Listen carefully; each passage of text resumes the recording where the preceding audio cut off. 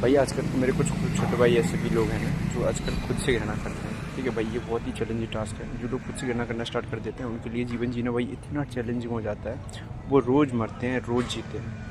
ठीक है, मैं ऐसा इसलिए बोल रहा हूँ कि कुछ लोग अपनी ही कमज़ोरी को लेके, ठीक है, अपनी कमज़ोरी इन द सेंस कि कुछ लोग होते हैं कि वो अंडर वेट है, कुछ लोग बहुत ज़्यादा ओवर वेट है, कि कुछ लोग होते हैं ब्यूटी को लेके बहुत ज़्यादा परेशान है, मैं ज़्यादा सुंदर नहीं हूँ। कुछ लोग होते हैं मेरे पास नॉलेज कम है, कुछ लोग होते हैं यार मैं बहुत गरीब हूँ। ठीक है, कुछ लोग होते हैं यार मेरे पास इतनी जिम्मेदारियाँ क्यों हैं। तो अपनी कमज़ोरियों के लेके जो परेशान रहता है, ठीक है, तो वो ना तो सो पाता है, ना खुद से बात कर पाता है, ना अंडर कॉन्फिडेंट भी फील करता है ना। वो किसी से बात नहीं कर पाता है, डरा डरा से फील करता है। ठीक है, तो अपनी कमज़ोरियों को लेके जो अंदर ही अंदर घुटते रहते हैं ना, तो भाई उसको जीवन जीना इतना चैलेंजिंग हो जाता है, बहुत ही ज़्यादा। अगर हम दूसरे से घृणा करते हैं तो उससे हम गाली गलौज कर देंगे, थाने मुकदमा कर देंगे, मार पीट देंगे, ठीक है, तो अपनी भड़ास निकाल लेंगे। लेकिन भाई जो जब हम खुद से घृणा करने लगते हैं तो ये बहुत ही चैलेंजिंग हो जाता है। ठीक है, तो ऐसे भाइयों के लिए जो खुद से घृणा करते हैं, ठीक है, तो उनके लिए भाई आपसे एक रिक्वेस्ट है कि कभी भी ना अपनी कमजोरियों को लेकर कभी अपने से घृणा मत करना। हम जैसे भी हैं, प्रकृति मुझे ने जैसे बनाया है उस चीज़ को एक्सेप्ट करो। ठीक है, अगर आपको लग रहा है कि मेरे अंदर कोई वीकनेस है, कोई कमजोरी है, तो उस पर काम करके, ठीक है, अगर उसको इम्प्रूव किया जा सकता है तो करो। अगर नहीं है जैसे हैं, अगर मान लो कि कुछ लोग बहुत ज़्यादा मोटे होते हैं, जिम भी ज्वाइन कर फिर भी नहीं कम हो रहा है, तो कोई दिक्कत नहीं यार। ठीक है, we all are here for the time being, मतलब हम लोग सब टेम्परेरी यहाँ पे आए हुए हैं।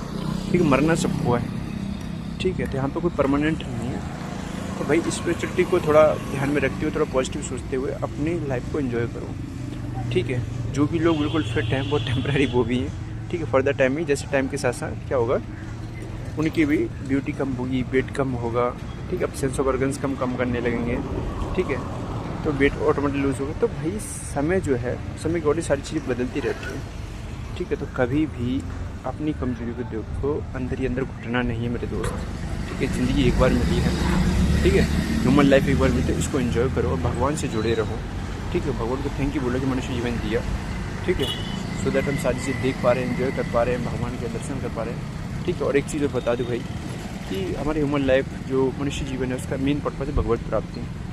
ठीक है, तो अपने जीवन में भाई अगर पॉसिबल हो सके तो भक्ति, मतलब पूजा पाठ, ठीक है, एक गुरु और प्लस शास्त्र का ज्ञान, ठीक है, ये 3 चीज़ें ज़रूर ऐड करना, सो दैट हम अपनी लाइफ का जो मेन पर्पज़ है वो अचीव कर सकें। ठीक है, बाकी under weight, over weight, knowledge कम है, ज़्यादा है, ब्यूटी नहीं है, पैसा कम है, ज़्यादा, तो ये तो चलता ही रहेगा यार। ठीक है, भगवान ने जैसा भी दिया है उसको एक्सेप्ट करो। ठीक है, और खुश रहो। जय हिंद, जय भारत।